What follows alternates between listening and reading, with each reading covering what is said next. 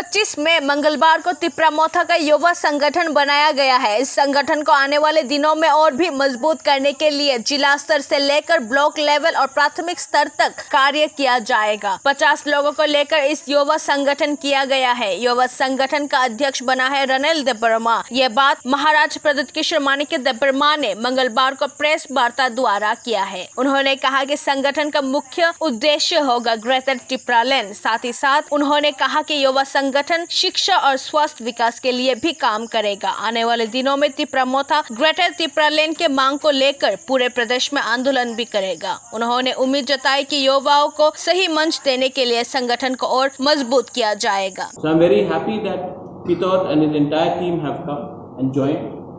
They will be accommodated. They would be given respectable positions, and our commitment is for Greater Tipraland. If there is any questions that you want to ask, I'll be more than happy to answer them.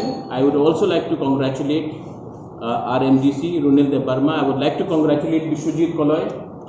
I would like to congratulate Guru Padma Jamatya Debarma. I would like to congratulate Manav, Kumar Shankar, who have also been a part of a student organization. इस बीच आतिशा का अध्यक्ष Peter Debbarma ने कहा कि आतिशा संगठन IPFT के साथ रहकर कुछ काम नहीं कर पाया है। उन्होंने कहा कि आने वाले दिनों में आतिशा तिप्रामोथा के साथ काम करेगा और कहा कि कोरोना के वर्तमान परिस्थिति में प्रदेश के आम लोगों के लिए विभिन्न सहायता मूलक काम भी किया जाएगा। I hope so under the banner of the Upagra, we hope so there will be a unit and there will be a sensation in viewpoint and further in future also, and we hope that under his leadership will surely get our demands into positivity.